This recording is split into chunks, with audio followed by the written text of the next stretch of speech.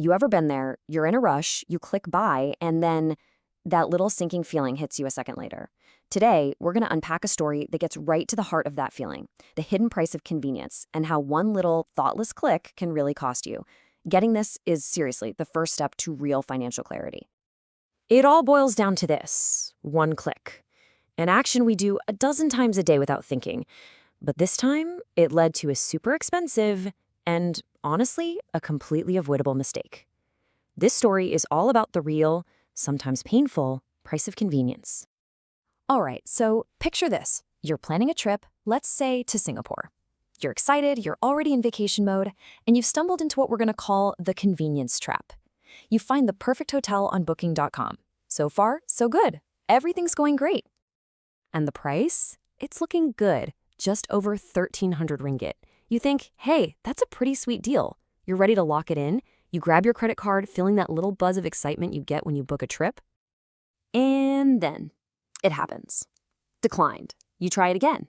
Declined. Ugh, that excitement just evaporates and turns into pure annoyance. We've all been there, right? That moment of friction when you just want the thing to be done. In that moment of impatience, your eyes land on a familiar logo, the quote-unquote easy option, PayPal. You think, why am I wasting my time with this? Let's just get it done. So you switch over, thinking you're just a click away from that sweet, sweet confirmation email. Feels like a no-brainer. And boom, the transaction goes through instantly. Perfect. But it's only after it's complete, and oh yeah, the booking is non-refundable, that you see the final charge. Over 1,800 ringgit. That's a nearly 500 ringgit difference. In a single click, that good deal just became a very costly mistake.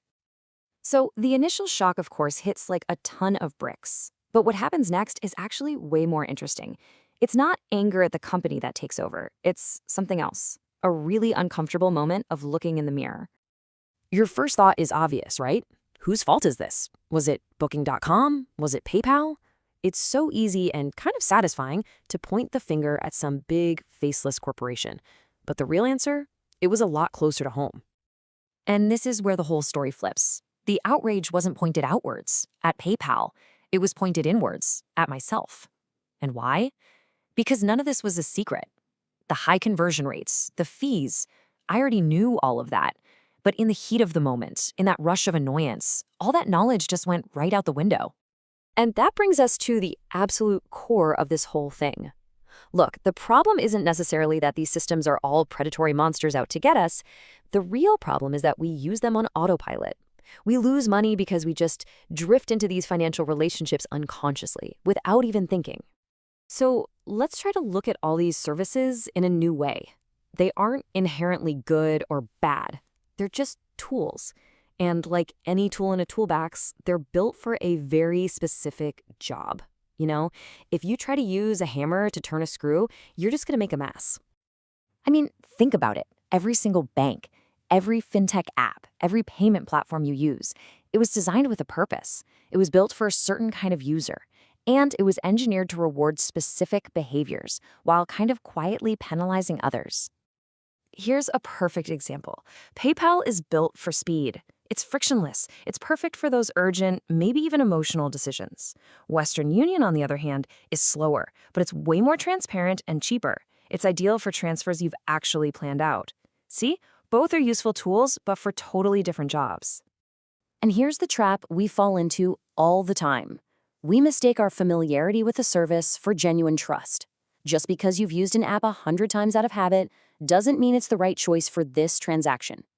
Real trust comes when a tool actually lines up with what you're trying to achieve.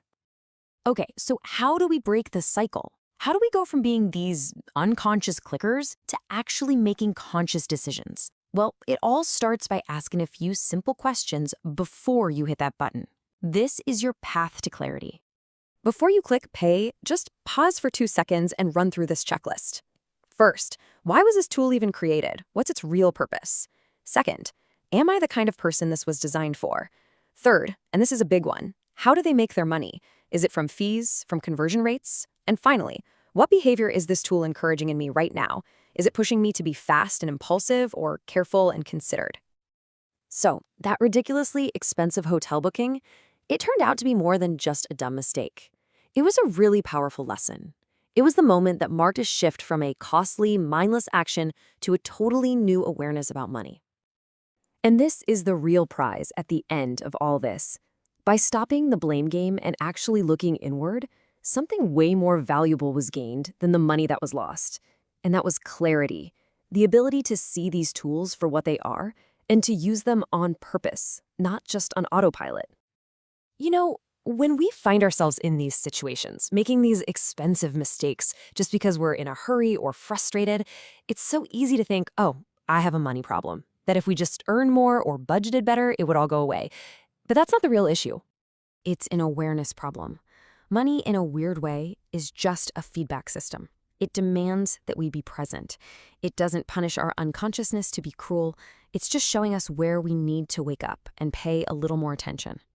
Because at the end of the day, real wealth, whether it's financial or anything else, it just can't grow where our attention isn't. It all starts with awareness. So I'll leave you with this question.